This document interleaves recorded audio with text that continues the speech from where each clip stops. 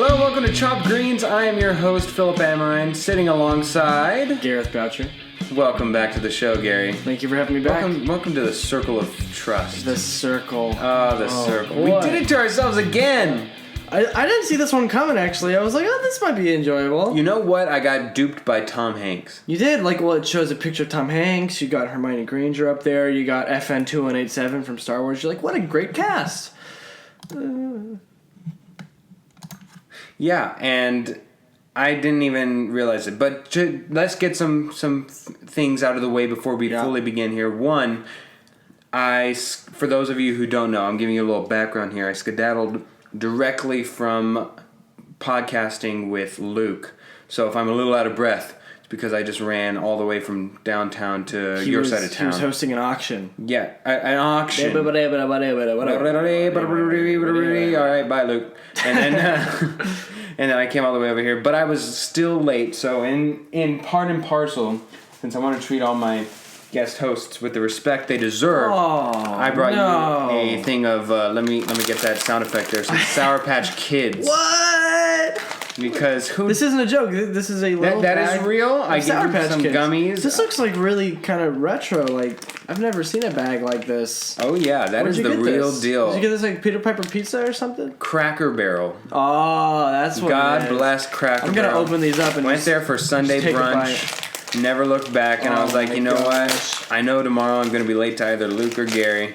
One of them's going to get it. You're the lucky guy. You know what? You can come late every week if you want. Every week you can get Sour Patch. No beer today because it's early. Yeah, it's a little early for my weekly beer.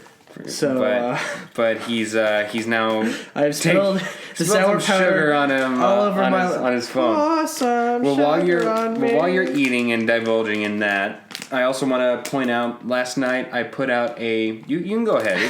It's a natural sound cue. It's not. We're not hiding anything from our audience. It's really. Oh, there it goes. All right. There we go. Continue. Yes. I put out last night our current. Thank you. Our current standings for the bet.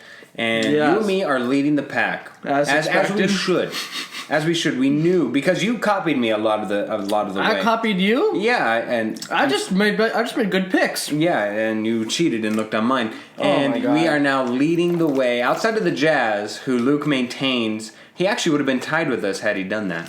But we both had the Jazz losing, didn't we? Yeah, all three of us. I'm actually happy that they won. Yes, I am. Yes, and because of that. We all are close. I mean, he's at 8 points, way behind us at 9. And really, it all depends on the Raptors. It all depends. That's really where we deemed, even at the time. I am the biggest Cavs fan in the world right now. I know. If the Raptors somehow find a way to lose, and fun fact, I was looking on ESPN today, and all their quote unquote insiders and experts, all of them have the Cavs winning. Nobody has the Toronto Raptors winning, as they should. Yes, and Luke said that just means they're due. And let me see if I can pull my good Luke voice.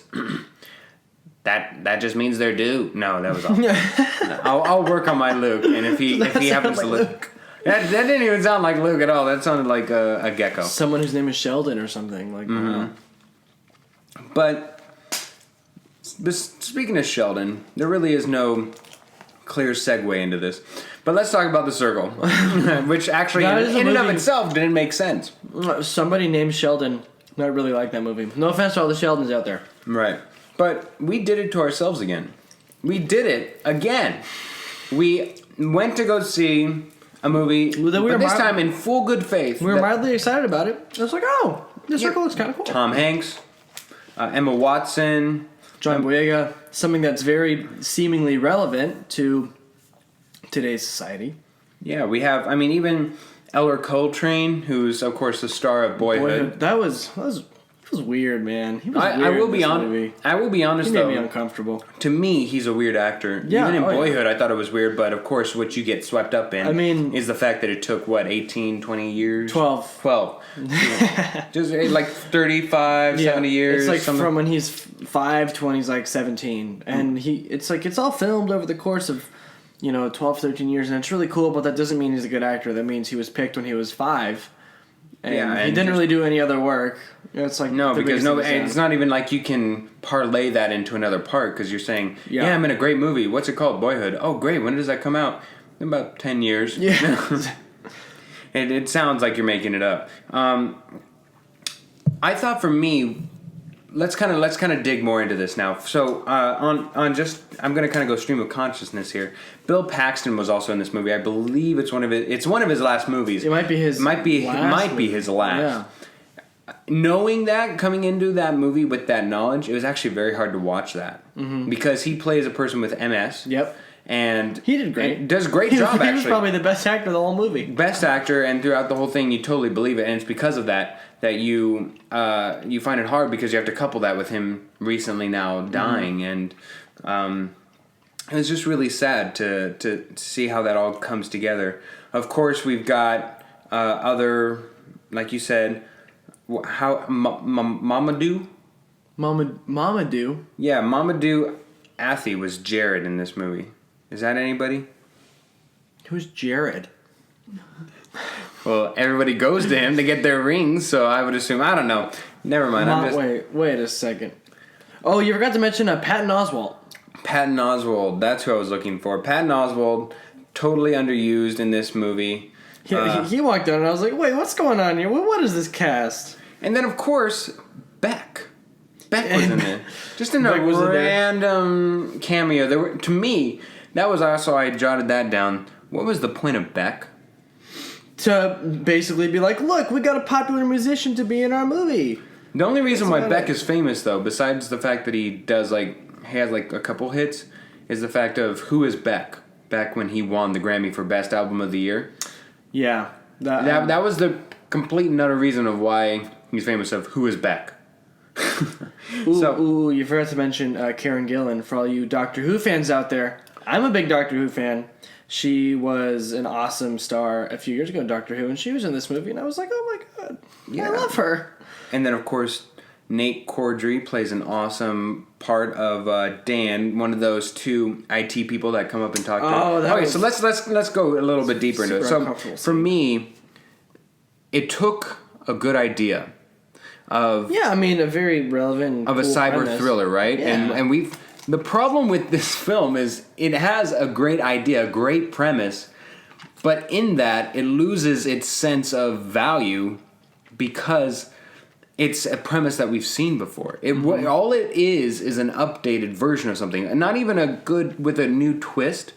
Not even. I mean, to be honest with you, at the time when it came out, The Truman Show is a much better version of this show, if anything. I mean, not even of the same realm. I mean, this just uses updated toys to convey the same storyline of Big Brother's watching, of somebody's overseeing everything. Nothing of note really at all. It's like, oh, it's a movie saying that surveillance, like, too much is bad, and that's it. And it doesn't do anything. And there's really... The dialogue is full of cheese.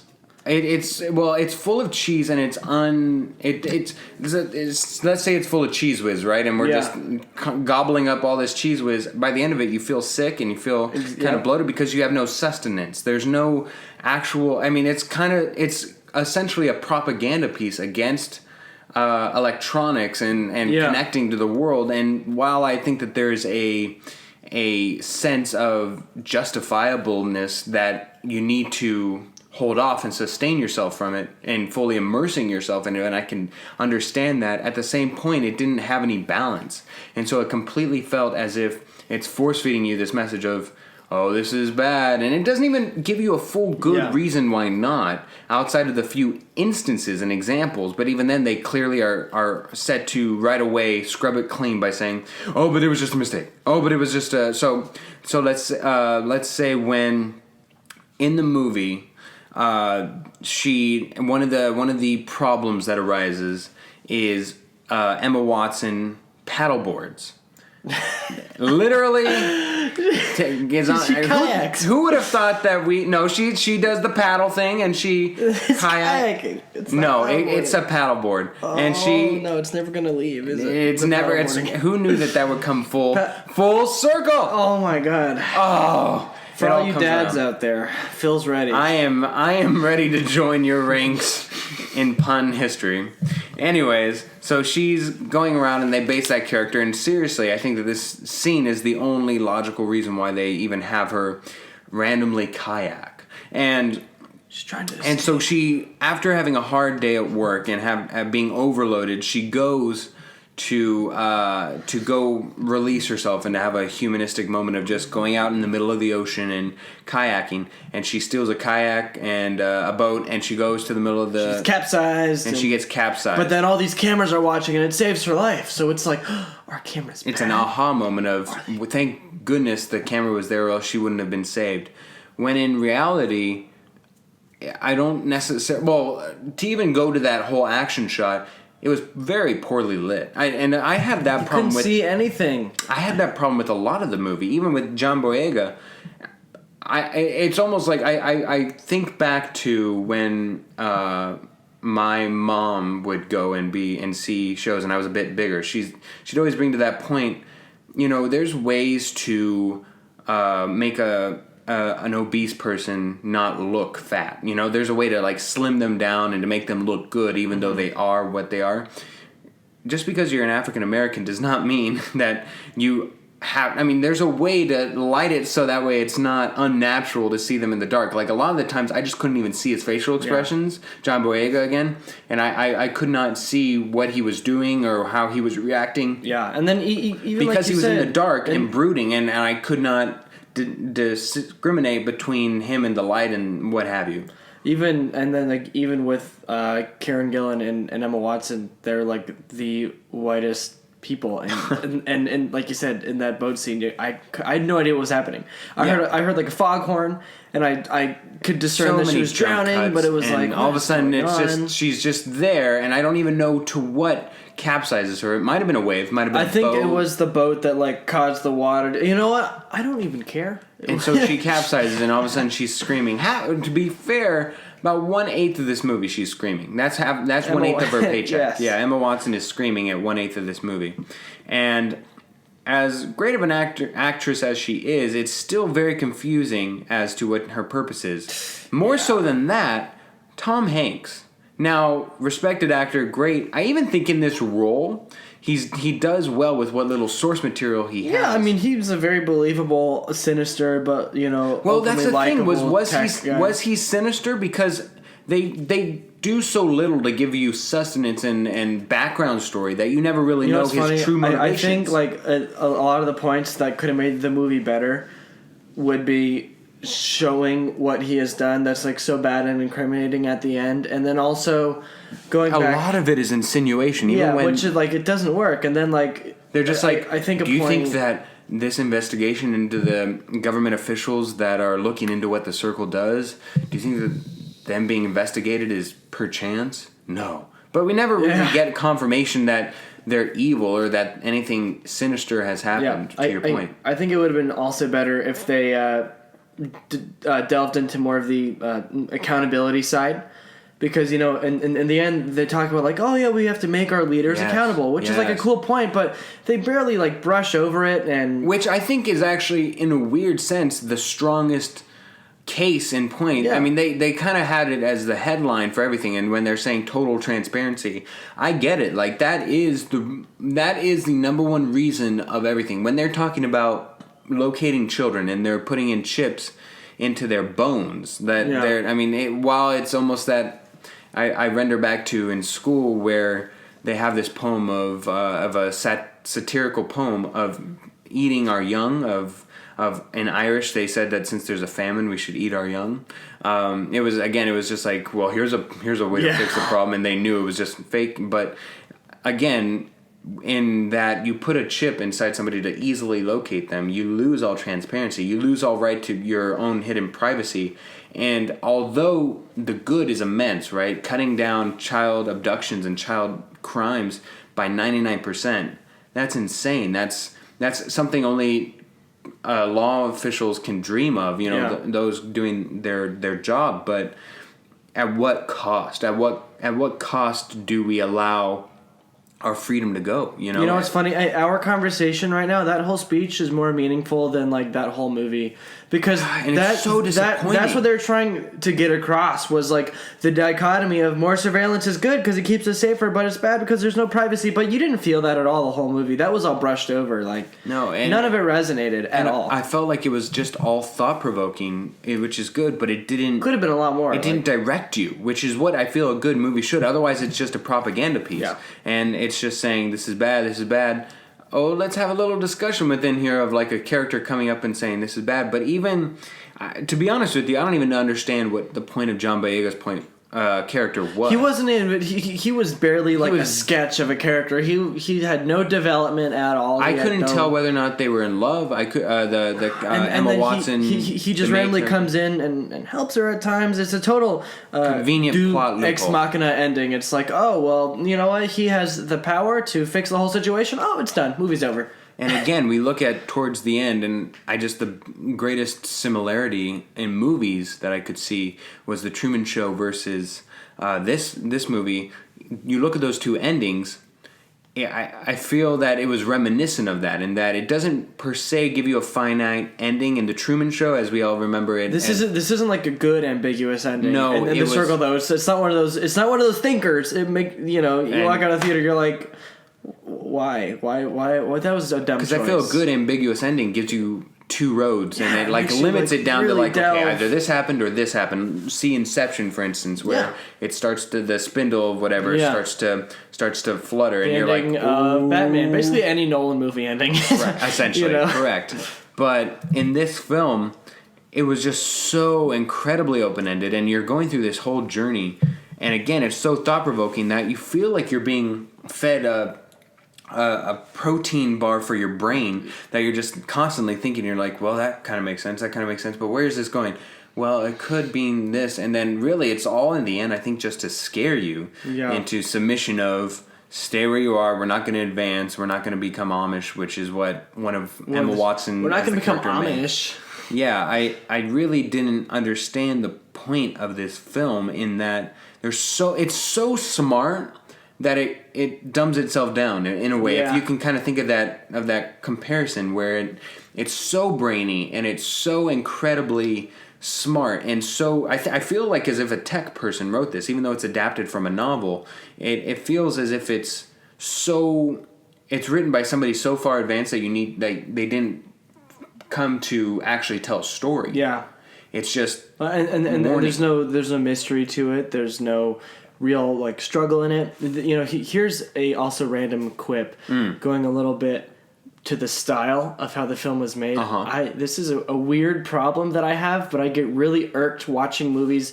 So this is obviously about tech, and the company that it's set in is kind of like implied, like it's kind of Facebook-y. Right, it's supposed to be a spin on Apple/Facebook. Yeah, for sure. And like a lot of scenes of this movie take place over like Skype video. And I've noticed a lot of kind of like trendier movies lately have been, having scenes happen over like some sort of social media platform, like maybe a Facebook conversation is shown on the screen, or a text message conversation, or like a Skype video call, and I can't stand scenes happening like that. So when Emma Watson as May is, let's say, typing in an email or a text, and the text and it starts popping up, like pops up as a almost like a thought bubble. Yes, you can't stand that. No, and then like Skype calls in movies, like a lot of movies are doing that nowadays, like having full scenes, like full plot points happen over characters talking about it in a Skype call, and it's not cinematic at all. And it just totally takes me out of it. And it just feels kind of like it's not really realistic. No, I don't feel like a lot of people are to where a normal conversation outside of, let's say, if you the one it felt somewhat natural was when Karen Gillan's character Annie and May is at home, and she's in Scotland. Annie is in Scotland. I can understand that. That's like perfectly normal, but then it keeps happening, and it totally draws me out. And I get that they're trying to, because they're talking about like a social media company in the movie, so they're trying to stay in the vibe, but still, it's like it's not cinematic, and it feels really like YouTube-y. Eventually, the movie loses its viewer. I think it has a really good build-up. And again, you're like, okay, I've seen this all before. I really get, and they're really perfecting it, and it's new, and it's all modern. It's supposed to be 1806 or something for the future, for now. Mm-hmm. And really, I think that they show that rather well with the whole company think idea. When the two people from HR come to May and they have that scene of why aren't you socializing? You need to build up your social points. Like, oh, did you have a? And she says that the reason why she didn't stay for the voluntary company meeting was her dad had an episode. And she's like, and then oh, they you look mean at their SMS? tablet. Oh, so, but I didn't see you post anything about it, or, we have some companies here that some focus groups that deal with parents of MS, and you aren't signed up for any of those.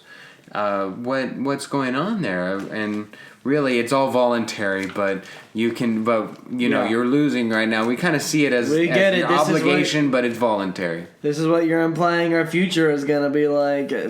It was actually I like that scene of where it was funny of they're like to me the biggest one was where she comes up to him and on the and he's and this guy from HR and she's at a party, right? And she walks up to him and he says, "Oh, hey, check your email. I invited you." Yeah. It's so like that. That in and of itself is such a brilliant line. Yeah. That I wish that it had more sustenance because that was genuinely funny. More the only true to the script, yes, and it was hilarious. And yet the whole rest of the film just does not. Do you want to know something that's funny? And I would love to. I feel really bad saying this, and it's probably really unfair of me to judge and feel this way, but this happens a lot of times. Besides Harry Potter, anything that Emma Watson or really a lot of famous British actors have an American accent. Watch yourself, Gary.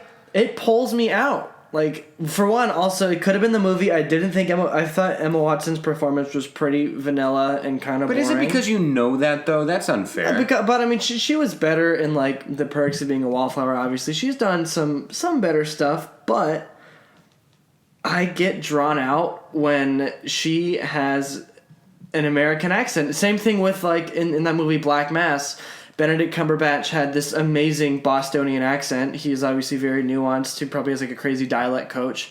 But I was like, you're Benedict Cumberbatch. What about in reverse? You're Americans British. having British accents. Well, it's funny because John Boyega's British, but seeing him speak in an American accent is fine. Just because, like, in most of his films, he plays an American anyways. But something with Emma Watson... Okay, so it's only specific actors. So if Benedict Cumberbatch does a dragon, that is offensive. Offensive? Oh, no, it's not offensive. And also, I don't even see his face. It's all CGI'd. And, right. But, I see then it's Emma just Watson's if his face is it's kind of this, she played... I'm just really trying to get to the heart of the matter here because... Okay, here it is. Lay a little bit down. I will be your psychiatrist. Just call me Dr. Phil. I think it's more of a typecasting thing. Maybe not an accent thing. Maybe it's because I saw her play the same character for like 12 years that anything else is weird to me. Leviosa. Exactly. Leviosa. It's not the same thing. Leviosa. It's like with Chris Evans. I saw the movie Gifted. Every time I see him in a movie, I'm like, that's Captain America. And that's unfair of me, but that is incredibly unfair of you. That's what... You're a jerk. It sucks. But then also... I was talking about this with my girlfriend last night. I see Daniel Radcliffe in a movie, and I don't think Harry Potter when I see him because I think he's a better actor. But than Emma Watson? Yeah. What? Okay. From now on, it's Daniel mandatory. Radcliffe's a better actor. I don't think he was better in those movies, but if you look at their careers now and you watch their respective movies, I think that he's got a leg up on her. Yeah, you need a beer from now on because you're just spouting craziness when you're... This is ridiculous. Okay, so according to you, as long as the person is speaking and they're not from their native tongue, if you so deem it, they cannot have an accent outside of their own. So Jason Statham is never allowed to go outside that accent, and he's allowed to always be Jason Statham. Hello, Dominic Toretto.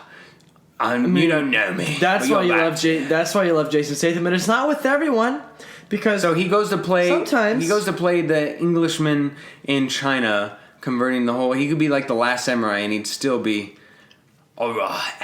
Oh, you Japanese folk. I don't even know why. This is spot on Jason Statham. Another good impression. That was good until the end there. I'm gonna have to edit that out. But I think it might be a typecasting thing, and also she's just like so like cookie cutter, like perfect. It like throws me off, because in Harry Potter, she wasn't like that. In The Perks of Being a Wallflower, she wasn't like that. But like this character was like most of the characters in this movie had no depth, and hers, as the lead especially, didn't really have a lot of depth. It was, like I said, kind of vanilla and bland, and so watching her was just kind of weird. Well, if we look at all the characters there, I think we both agreed that Tom Hanks just worked with what he got, right? Yeah. Okay, so because to be honest with you, until the end, the only time you really saw any variance of the Tom Hanks that we saw throughout the whole movie was towards the ending at the thrilling conclusion. For once, we won't spoil it, but The thrilling, absolutely riveting climax of this movie. Oh yes, as thunderous as a tornado. The third act, technically in my mind, of this movie happens in like 10 minutes. And it really wasn't even that interesting. No, that big crisis with her friend. From there until the climax and of the movie. And how realistic was that? That was 15 minutes. They didn't even... Okay, so his name's Mercer. And one of the main issues in the beginning of the show is that she posts a picture of an item that he does. A deer antler chandelier. A deer antler chandelier. And she says, look at what my friend Mercer did. And she posts it on Circle or whatever. Like, it's their Facebook sense. She doesn't even put at Mercer or whatever. Like, there's no last name even associated with it. But people like use this technology and track him down and start shaming him for like hunting deer. For hunting and killing deer. And it was just so incredibly unrealistic, especially if somebody was made out to be what his character was, which was social media. If he's that much not into it, for one, why does he even have a profile picture? Yeah. For two, how can they find him? And three, it was just so distant. Yeah, it was so distant from reality. Okay. Yes. And that's the whole thing. Oh my god. And actually, I don't even know. It seemed completely unrealistic and just forced for most of the movie. I really have nothing else to say other than it was really boring. Yeah, it was bland. I get what they're trying to say. It's a super relevant topic, but they really missed the mark.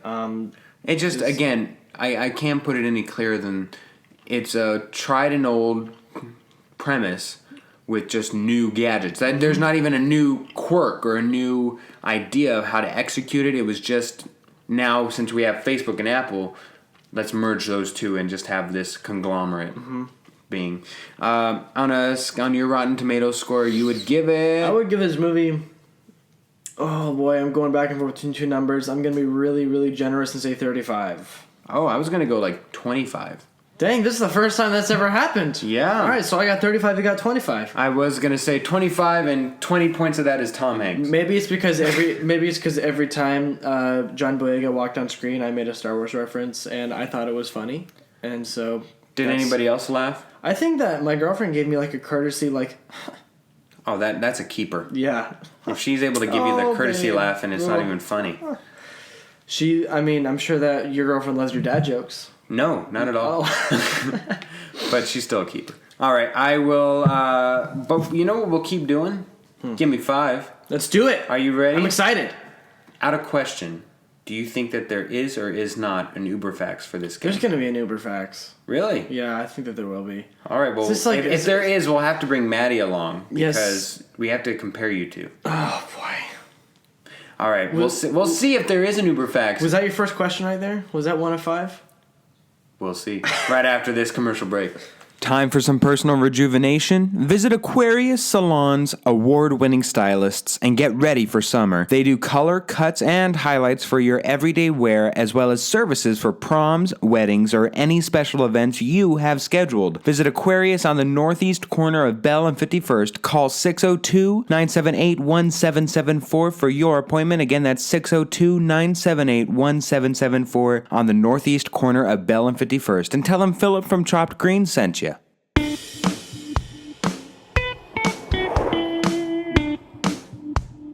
Welcome back, Gary Boucher. Why are you talking to me like that? Who do you think you are? Dominic Toretto. All right, there's my Jason Statham. I did actually see this past weekend The Fate of the Furious. How'd you like it? It was all predictable, but I still liked it. This was out of the most unrealistic series of all time, that is the Fast and the Furious, this was somewhat the most realistic, and it was least offensive to my sensibilities. That's crazy, because I saw in the trailer they were like driving through Antarctica having like a car tank gunfight. So like that's a pretty high standard for believability. Oh no, this was on the 1 to 10 scale of realism. This was a solid 3. I guess in the last one, I saw them jumping out of a plane in a car with like parachutes. That was a 0. I saw that. I was like, what is going on? They're like flying through buildings like that was absolutely unrealistic, wholeheartedly. But we do have an addition. We have Maddie joining the show. Say hi, Maddie. Hello. All I right. can't see her, but she's the cutest thing around. Stop it. Thank you. Oh, I'm sorry. And let's start. Do you want to start out, Gary, or do you want me to start? Because I've got a downer to start out mine, so I don't know if you want to. Well, let's start off on a high note, and then you can just bring the whole thing crashing down. Fantastic. My first question is a little bit of a philosophical question for you. I see what you did there. Because I'm Philosophical. Yeah. Oh my god. Somebody was going to make that joke. All right, I'm still on the list, waiting for Dead. So The Circle is kind of a dystopian/utopian movie. Really misses the mark, but a movie that I saw a few years ago was called Her, Joaquin Phoenix, and that I thought was like the most accurate and sensible and rational depiction of what our society would look like in like 50 years. I think it's a very believable sci-fi. So I want to ask you. It was the one that Joaquin Phoenix came back out of retirement for, yes? Yeah, after outside of like that documentary that he did, which highlighted why he went. Which is a fake documentary, and then it's weird. Okay, that's a crazy movie. But anyways, I want to ask you, what do you think are like the most rational depiction of our future in 50 years is going to look like? Do you think it's going to be like The Circle, where everyone has a social media account? Like, what do you see technology shaping our future as? What do I think? Well, it's funny because I have something similar to this. Yeah. I don't know per se how it's going to look because it's very hard to project. I mean, if you look back to the Future, you know, there was a time, I mean, I love how that movie connects past, present, and future and has that whole thing because he goes to the past and he says, there will be flying cars and horseless carriages, and they're like, you dumb, you dummy. And so anyways, I would like to, I'll kind of take it, veer it off a little bit. I will say that there will be an actual Truman Show at some point. Really? That I think that there will be a live streaming video because they've done it already. I mean, I've said this on past and previous podcasts, but my mom was absolutely wholeheartly invested into this giraffe that was pregnant. I think it was like April the giraffe. Live streaming. And everybody's live streaming, watching this giraffe live. Like, it's not even, I don't know, like doing anything particularly un-giraffe-like. It's not fighting other giraffes in a fight to the carrot death, you know? Yeah. Yeah, no. I've watched animal fights. Now those are cool. Giraffe fights are intense. It's like because they go to break each other's necks. Yeah. The point is that I think that watching somebody live a life. You think that's gonna be a thing? I think it will. That's crazy. Like that's I get so frustrated, but a lot of people are so wrapped up in other people's lives that they don't even live their own life. I'm gonna totally become a Mercer here. Look at the Kardashians. All right. Gary, I'm going to bring it down a little bit. Oh, boy. Gary, prosecutors say 38-year-old Terrell Thomas did not have access to water for 7 days before he died of dehydration in his cell. Yes, in the Milwaukee County Jail. Yep. Lieutenant Kashka Meadors of the Milwaukee County Sheriff's Office testified on Thursday, quote, "It should have been the toilet water, just the toilet water. I instructed to have the toilet water cut off because he was flooding the toilet." Lieutenant Jeffrey Andrzejkowski, who was working the day Thomas was found dead in his solitary confinement cell, testified that shutting off water to a cell as punishment was against jail protocol. He also denied knowing that Thomas had no access to water. Gary, how should Milwaukee officials handle this? Well, whoever's responsible should be fired and maybe tried for manslaughter, most likely. I mean, prison isn't supposed to be fun. It's prison, right? But it's not just supposed to like barely keep people alive, you know? They're supposed to be taken out of society and put into Their own facility, confinement a room. But society. they're not supposed to be starved or deprived of healthcare. They're just supposed to be taken out of society and punished for however long the is deemed utmost necessary. basic human rights. Yeah, they're supposed to have food, water, and clothing, and healthcare, pretty much. And so, whoever's responsible should be tried for manslaughter, I think, because that's ridiculous. So they cut off this dude's water and just let him slowly die. I don't care what he did. You're put in prison. You're supposed to live out your sentence, not starve in a cell. This isn't the medieval times. Yeah, that's completely inhumane. Hopefully they investigate it and find out what really happened. It's crazy because obviously the law is on the side of the law. So it's going to be weird reversing that and trying somebody for a prisoner dying that maybe, quote unquote, nobody really cared about, but like still. Yeah. It's just being held accountable, just like the circle said. Just like the circle. It all comes back round circle. So, I don't know if you saw it yesterday. I think it was yesterday. Yeah, and 2 days ago. It was yesterday. The Celtics-Wizards first game. Oh, yes, it was yesterday. Isaiah Thomas had a tooth knocked out. Yes. Did you see that clip? He was coming around a scrreen, and he got hit in the face, and you see the tooth fly out, and then he bends down and picks it up and, like, jogs off. Does this make him now the Tooth Fairy? I would love that. I would love That's a great name. That's the only time anybody could use that name. Well, now his name isn't Isaiah Thomas, it's Isaiah Thomas.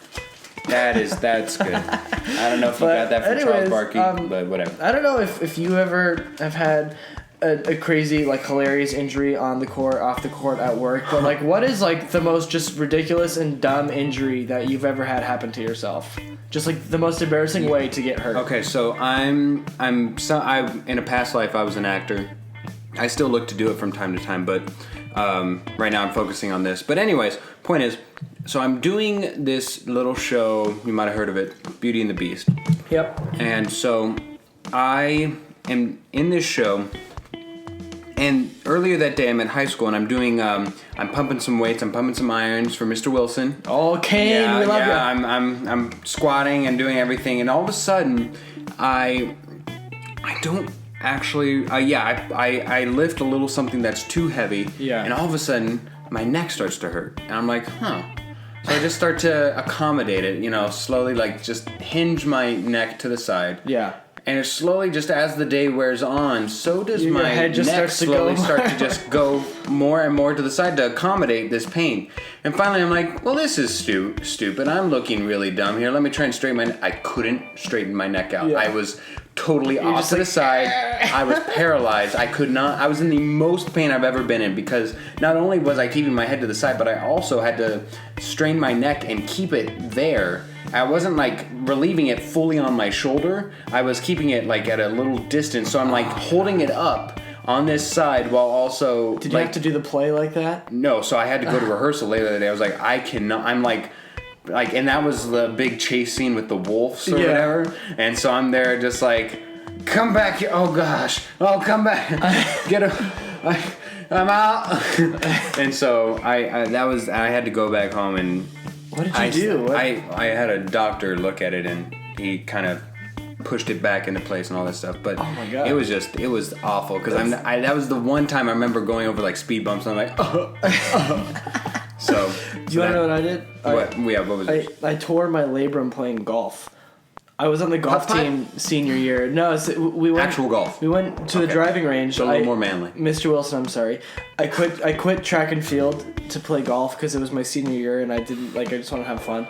And I was tired of like throwing up doing track. And on my first time at the driving range, I hit my first drive and I tore my labrum in my left shoulder playing like. That's karma. These for not playing a real sport. It's like the sport that like old men play to like stay healthy. I hurt myself my first time, so there you go. There you go. That Mr. Wilson somewhere is having a good time He's right now. laughing his enjoying butt his chocolate milk. He's saying, I think I was just proven right. All right, here we go. Next one.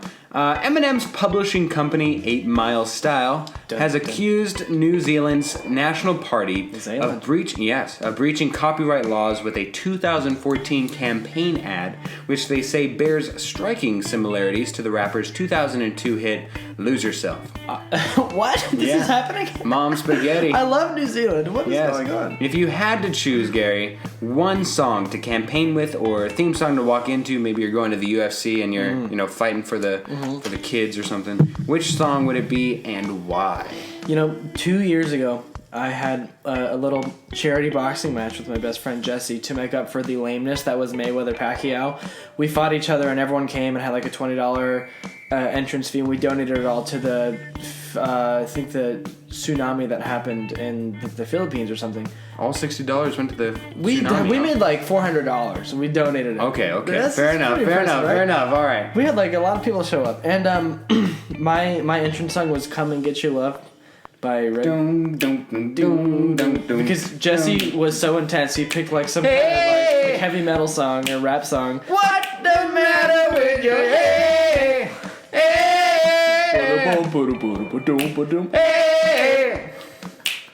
Nothing the matter with your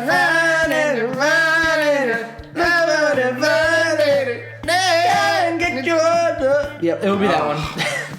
There's no copyright for that, I assure you. Don't worry, guys. We're safe. Anyways, so he chose something like death metal, like yeah, he was like so intense, and I just walked in there and I was like, doo, doo, doo, doo. Yeah, you gotta like groove walk that, like pimp walk that up, like 2 sticks. There we go. All right, I appreciate that very much. Right? Your turn, Gary. I mean, I'd get elected in a heartbeat. They'd be like, "Well, this guy is fun. This guy is guy looks smooth fun." as Buddha. All right. So we were all surprised this last week when the Jazz knocked out the LA Clippers. I was okay. We all picked them to lose. I'm very happy, but it's like the Clippers are usually a good first round team.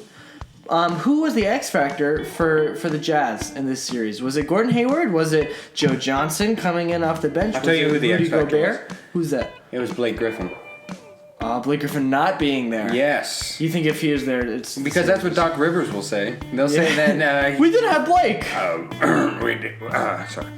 We didn't have Blake, and I think that's a lot of the reason why we didn't fulfill. A little bit more hoarse. Blake Griffin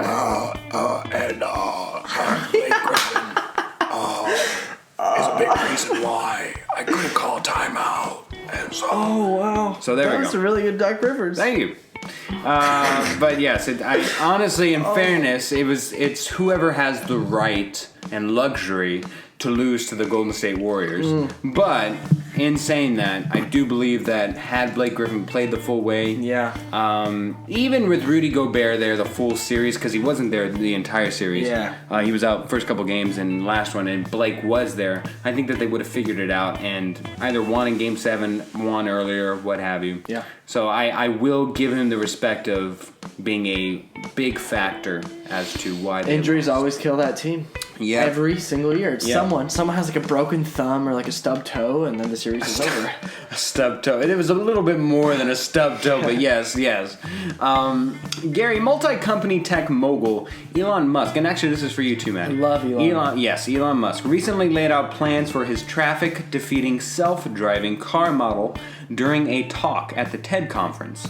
Answering a question regarding how long it will be before we can hop into our own self-driving car, give it directions, and then take a nap until we reached our destination, Musk says he thinks we're about 2 years away. Crazy, right? That's like believable though. Like, wow, this is probably gonna be crazy expensive. But So, Gary and Maddie, which of all the long-rumored and fantastical inventions are you most excited for? It can be as realistic as solar charging cell phones to as fictional as a meal and a pill. A meal and a pill. I can't even say meal and a pill? Like have a full lasagna dinner with just like gulping down a pill. So future inventions that I'm most excited Think like Minority Report. Think Back to the Future, like a jetpack maybe. What? I'm gonna be a gentleman and say ladies first. Oh wow! I'm gonna let my lady go first. Wow. There's a lot of stuff I think I'm excited for. Like a Wall-E maybe, like your own personal little droid. I feel like I get too attached. Oh, there you go. Like they would never leave. Like they're their own little pets almost. I could be your pet. You. You can say I am. Well, looking at your toes, I mean. I think I'm most excited for finding like you said Back to the Future, and I think that's like the first thing that popped into my head when I think about like cool futuristic that's really unrealistic. Right. One of the coolest things I saw was definitely when his mom pops in this like really small disc and it turns into a large pizza, and I definitely can go for that. Yeah. Especially with like conservation, like how are we gonna find like healthy food that's like enough for everybody, and somehow finding a healthy form of like uphill you can just give people and it's like a full meal. Like that's amazing, and I'm totally Full disclosure, that was my favorite as well. Gary? I'm gonna give you two things. One is like just a fun one, which honestly for me is a self-driving car, just because I think it's gonna like reduce like drunk driving deaths and traffic accidents. Like the whole Google car. I remember I read an article like a year ago. It had only been hit on the road 9 times in 2 years. Only. None of them was its fault. It was human error. Like other people hitting the Google car. Like it never messed up ever. That's the problem though, is that everyone has to get one. Well, exactly. One day that's how it started out. It's like everyone had a horse, and then everyone has just because a car. just because it's not ideal that everybody doesn't have one doesn't mean that it's still going to decrease. It's still decreasing. I think it's a little bit more than 2 years, but yeah. Oh yeah. I mean, for everyone to have it, and then kind of like how the Tesla has just finally become affordable. But anyway, then on the flip side, I hear a lot of people talk about like we have the money and the resources right now to power the whole world sustainably with like wind and solar, and just the fact that we have that potential, and maybe one day we could get that going, like literally power the whole world with renewable energy. That's really exciting to me as well. Fair enough. That was my futuristic invention question. Right, we both had one. Yes. So I have a futuristic question for you. It's a bit of a downer, but it's also about the series that we just talked about. The LA Clippers, they have fallen apart, I think. I mean, I saw this statistics on ESPN the other day. The LA Clippers are the first team in history to 5 years in a row be up in a series and then lose the series every single time. Yep. So what happens now? Because this is not working. The team that they've put together, like their core, it's not working. So what happens? Who do they keep? Who do they get rid of? Does the coach get fired? What happens? Because something has to change. I think there's going to be a big culture change, especially after this year. They didn't even make it out of the first round. Right. It's ironic that you say that, because that's somewhat of what me and Luke just talked about. And really, what my brilliant idea was, because Luke said some stuff, but why even bring it up? What I said, though, was I feel that they need to... You can't give away assets and let them leave for nothing. Not to reduce any person to just an asset, but when you're building a team, that's what they come down to. So I would sign and get Blake Griffin, Chris Paul, and then after that, trade them if you can. I mean, I know that a lot of it is if you don't immediately sign and trade, you have to wait till December 15th. Okay, that's middle of the year. I would go knocking on each door saying, hey, Larry Bird or whoever it is, because Larry Bird just stepped down in Indiana. Go and say, hey, what if... I've got a dusty old Blake Griffin over here. He can't really walk to you because I'm afraid that he'll break his toe. But listen, we will give him to you if you give us Paul George, and you can have anybody on our team not named Jordan or Paul. Can we get George, please? So like imagine like an Austin Rivers, Jamal Crawford, Blake Griffin trade for Paul George. Yeah, I mean, really, it doesn't to me. And throwing a draft pick there, it won't matter. But. Yeah. Whatever. To me, that's the only way to go. Is you have to change something, because doing something over and over again, expecting different results, is the definition of crazy. Jordan might have a longer career than Griffin might. Griffin had a really high, and now he's kind of injuries have really petering out. It really sucks for him. Sapped him. Nothing against the guy, but Jordan has really. I mean, his field goal percentage was the highest ever this year, so he's got a great ceiling. And his free throw percentage has been as low as it ever has. As low as you could. So unfortunately, DeAndre Jordan's a one-dimensional player for me. But he's like one of the best true centers around. Yeah, but in this modern NBA, I mean, really, he's on the block too. Really, anybody besides Paul, because I think his game really has a longevity factor, because it's not as physical as, say, Westbrook or even Derrick Rose, even though he's gone now. But since he's more of a traditional ball passer, I think that his career has a longer arc than, say, other point guard. All right, Gary, I know how disappointed in me you were last week, so I made sure to include the triumphant return of Uber Facts Trivia. I have 3 facts for you. 2 of them are true, 1 of them I completely made up. I have 5 sets of these. Maddie, are you ready? Gary, are you ready? Yes. Oh, excellent. She's gonna buy me a new pair of shoes if she loses. No way. I need to get some new work shoes today. She said, babe, if you win Uber Facts, I'll buy you shoes, rub your back, and buy you lunch. Yeah, that's I'll tell you what, Maddie. I would say. Please get him some shoes, because sitting next to these toes that I'm sitting next to, I mean, we've never... It's bad. Yeah, he insinuated I that have we... habit feet, okay? It's okay. Yeah, at He least they don't... enjoys it. That makes him a little happy that he's. You said he enjoys it. Oh, because I was making sure that you didn't enjoy it. Look at my habit feet. That's a little too much. No. All right. Habit foot. Per my promise, this first one is all about coffee. Shepherds have discovered coffee in Ethiopia circa 800 AD when goat herders noticed the effect caffeine had on their goats, who appeared to dance after eating coffee berries. That's fact number 1. Fact number 2, coffee beans have the ability to absorb and cloak the foulest odors in the world, with scientists from Stanford successfully hiding various scents from drug-sniffing dogs.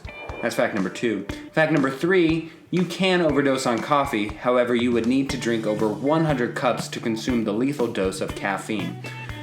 Maddie, ladies first. Which one do you want to pick? Choose wisely. Your I'm gonna fate choose. depends Am I on choosing it. which one is true? Which one I made up. So 2 of those are okay. true. One of them is Philip-acized. I'm gonna say I think the last one is false. 'Cause I The think overdosing on hope coffee? The goat one is true because that's hilarious. Of course. And yeah, I think the third one is the least true. So yes. So the third one is the least False. true. Third one is false. Is the least true. I'm Yeah. gonna jump in here. I also think that number 3 is false. Okay, so you both are taking the same road to nothingness. I completely made up the Number 2? Number 2. I'm sure Stanford has done a lot of great things. Drug sniffing dogs has not been one of them. You toss in an Ivy League school or Stanford in there, it's like, Totally. man, It's like, oh well, whoa, Stanford. they're smarter than me. I'm so- so Gotta be glad true. that the goat one was true. Yes, because the that's goat. adorable. Yes, that is. All right, next one. The sound of a single cat hissing can be detected over 10 feet. That's fact number 1. Fact number 2. Humans spend about 25 years of their lives sleeping. Fact number 3. Taking a short nap after learning something new can actually help your memory. Which one's the false fact there? Cat hissing can be detected over 10 feet. Humans spend about 25 of their years sleeping, or taking a short nap after learning can actually help your memory. I pick number 1. I pick number 2. Well, Oh. unfortunately, number 1 was the real number 2 because that is false. Which one I is completely false? made up Number the single cat hissing. Ooh, someone's buying me shoes. You know what? There are some cats that live in the tree. I felt like- outside my I felt- house. I'm and actually- I feel. Now we get to the last couple, and I felt really proud of myself for these fake facts. So if I can get you both on them, I will be verified. All right, here we go. Next one. Putting ice inside a regular bag of Lay's and allowing it to re-dry actually makes a chip crispier and more flavorful than before. That's fact number 1. Fact number 2, in China, it is acceptable to walk into an IKEA store to relax and take a nap. Fact number 3, scientists say the brain purposefully forgets certain memories in order to avoid information overload and emotional hangovers.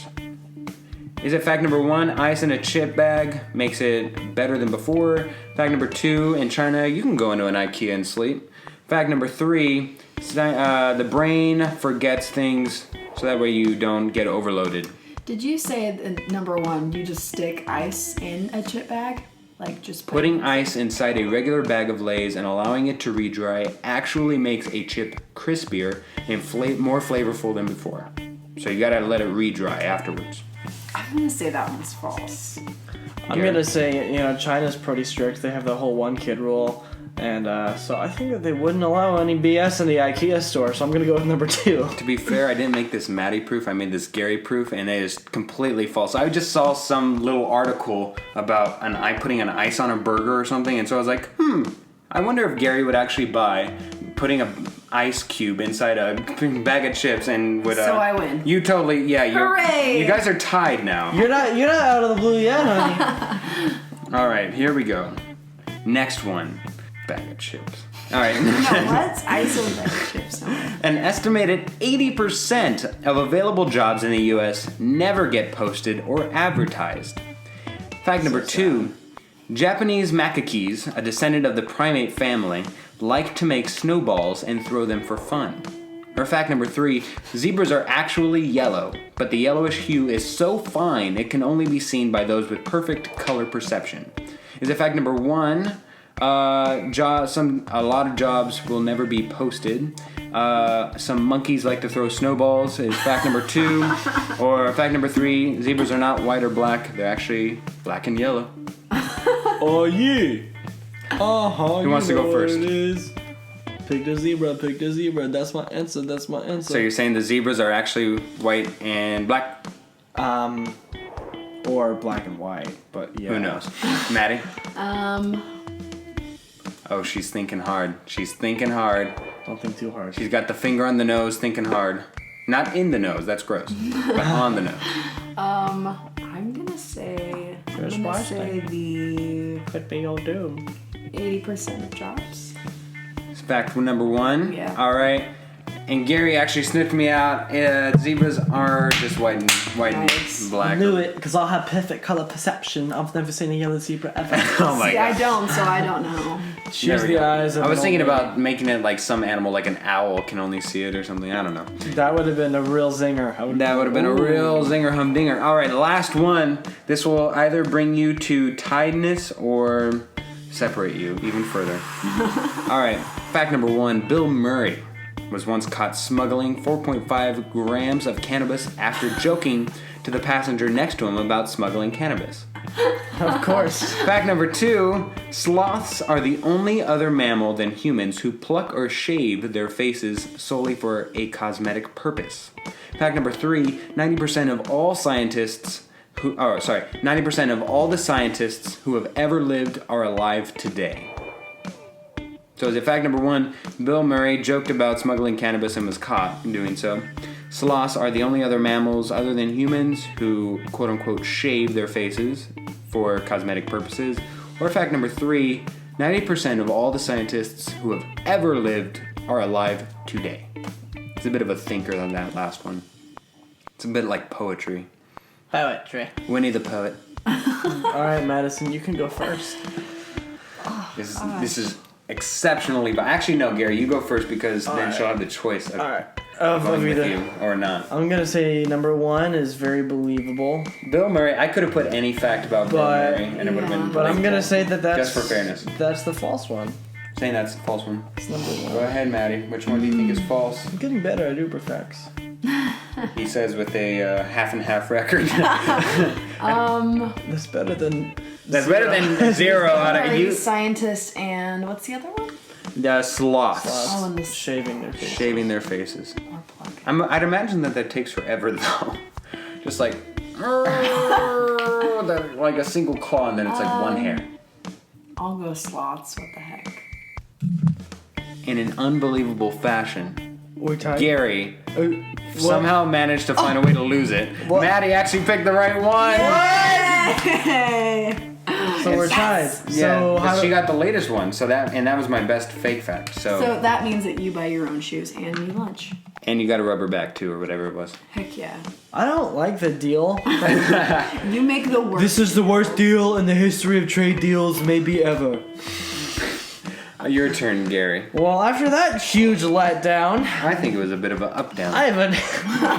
So I don't know if you heard the news about this fire festival disaster that happened last it was Fuego. last weekend. It was in Fuego. En Fuego. So for those of you listeners who don't know, look up Fire FYRE festival. The ridiculous rapper Ja Rule set up this festival that was supposed to be like the new Coachella in the Bahamas. He had a lineup of Migos. Because Coachella is really outdated. Right? Migos, Blink-182, other rappers I don't know. and Blink-182. And apparently, like, some really rich millennials paid anywhere from $12,000 to $250,000 for special perks to go to a weekend in the Bahamas at this music festival. When they got there, they, instead of the luxury accommodation hotels they were promised, they were like refugee tents with like towels and blankets as the beds. They were served cold cheese sandwiches, and when they all tried to go back to the airport and go home, they were like locked up in a room in the airport. Just a crazy disaster. I'm laughing a little bit, but I want to ask you: is this funny, or is this wrong? Should this be fixed, or should we laugh at these people's expense because they paid 12 to 250 grand and just got screwed over for being dumb? There is a fine line in any contract that you buy, and although it's an expensive one, as long as you said that they were promised hotel rooms. Hotel rooms and luxury accommodations and Luxury? What is luxury? I mean, that's the problem. well, apparently on the website they were digitally rendered like it was like, this is what your hotel room will look like, and it was like a digital version. So they're like, oh wow. And then it is probably false advertising. Yeah. I'd say it depends. I mean, if you're just saying go to an exotic display of elegance, away from the commotion of the city in a beautiful Bahama sunrise. That can mean so many things. That is very vague. Yes, that is very vague. And then, and in the moment you're probably like, I do like the Bahamas. I do want to see a sunrise. I'll spend 12 grand on that. Why not? Just forget the honeymoon. And so, in that instance, I'd say kind of bought what you paid for. I mean, vagueness, and it's interpreted however it wants to be. But if they specifically were sold a bill of goods and were not, did not receive that, just like if, I don't know, even Kanye West, he goes and performs a concert, finds out that his wife got robbed in Paris, and he cuts the concert short, they all get refunds for him not, performing on his side of that bargain. So, even though they are millennials and trust fund kids or what have you, it's still not right. You can't steal their money, Ja Rule just got hit with $100 million lawsuit on behalf of everybody who went. So yeah, I'm see what happens. It's very. It's just like I was reading about it. It's just so like ridiculous how it all played out. And you're choosing the wrong people to do this to, because if you think about it, most of their daddies and mommies are probably lawyers. Yeah. Or what have you. So. Good luck, Ja Rule, and hopefully next time you play by Ja Rules. All right, next one, my last one. It is supposed to be 101 degrees here in Phoenix later this week. I hate this place. Yes, although there have been constant jokes about cooking an egg or cookies on the sidewalk, I want to ask you, Gary Boucher, if you would eat an egg if it was cooked on the sidewalk. Do we get to kind of sanitize and clean the area first? Oh, no. We're talking full-on, grungy, delicious, savory flavor of the cement. Am I getting paid for this? That's what... Well, actually, I had a follow-up question depending on what you asked. If not, is there a price you would eat it for? I would eat it for $50 or more. I totally overpriced that then. I was there going like, $50 because then I could pay for like the Pepto-Bismol for my upset stomach, and then also have like $45 of pocket change to go see a few movies. So essentially what you're saying is we need to start a GoFundMe right now, and I will go outside and cook an egg. On the sidewalk? On the sidewalk. I'll put some ketchup on it and I'll eat it. And we'll do it for charity. We'll do it. However much money we do. Let's do it. We'll do part of it for the Pepto-Bismol fund, and then after that we'll do it for some random charity. We'll donate it to the Gary Shoe Fund for losing at Uberfax. Yes. What is that? The Gary losing at Uberfax. That's probably Glouf. Glauf. Glauf. You could put eggs in a pan and then put the pan on the street. He's already agreed. He's already contractually agreed. Yeah. People do that with steaks all the time. I've seen. We'll see. Well, no, yeah, they do have like those rocks or whatever now is like the new thing. Like how I love how we're now incorporating rocks into everything we do. They cook on rocks. They use rocks as salt now. We're using it as candle holders. I mean, I suck on them when I get scared. And with that, we're going to end the show. I know nothing of that. Maddie, I have no idea. I don't really want to get into that. So next week, we are going to be doing a bit of a two-parter. A two-parter. Two-parter. For Gryffindor. So we will be doing a two-parter. One, of course, will be reviewing the long-anticipated, long-awaited... Yes, you guys are going to love this one. Guardians of the Galaxy GOG. GOG Vol 2. GOG Vol 2. This is going to be a good one. I am utterly confident that I'm going to have so much fun watching this movie, and we're going to have a fun time talking about it. Will you be spending out that $25 for popcorn? I will not drop $26 at AMC for popcorn and drinks. I've kind of recently switched my allegiance to Harkins. Mm-hmm. I will be seeing this movie at AMC for the reserved seating, but I will be sneaking in my own snacks. I'm loyal until I'm not. I bring in my own snacks to AMC, and they have those comfy lazy boy chairs. Yeah, I have my girlfriend bring like a giant over-the-shoulder bag.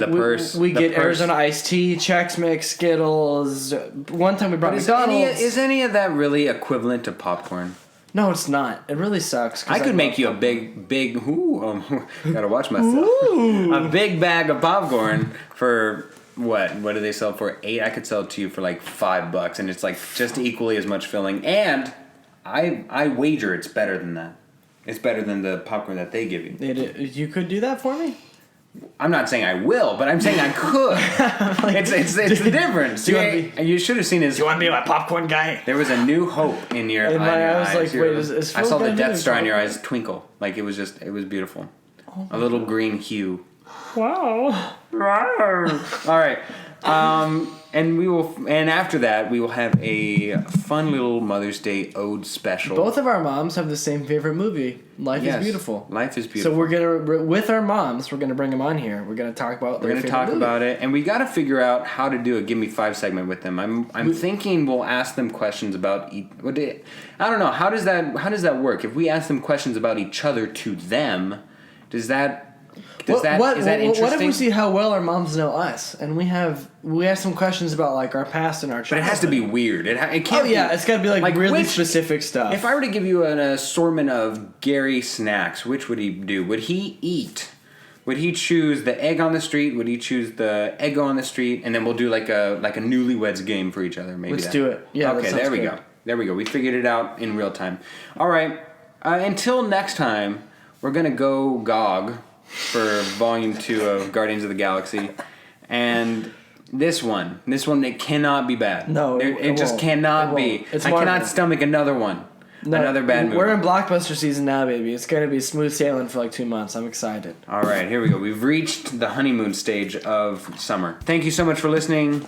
Let's go around the room really quick. I am Gary Boucher. I am Maddie. And I am Philip Amerine. As always, thank you so much for listening. We'll see you next time on Chopped Green. Bye.